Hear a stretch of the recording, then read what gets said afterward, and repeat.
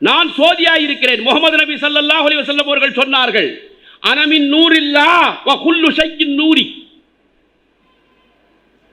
எல்லா படைப்புகளும் இறைவனால் படைக்கப்பட்டது என்று சொல்லுகிறோமே, இறைவனுடைய ஒளியால் நான் படைக்கப்பட்டேன்.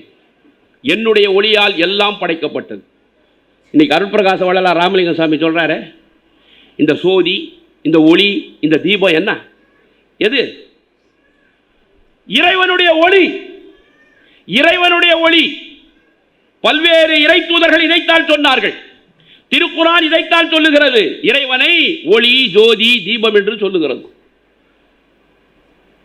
இந்து தர்மத்திலே நாம் பார்க்கிறோம், 1000 வருடங்களுக்கு முன்பாக சேக்கிழார் பெருமான் பன்னி செய்கிறார்கள்.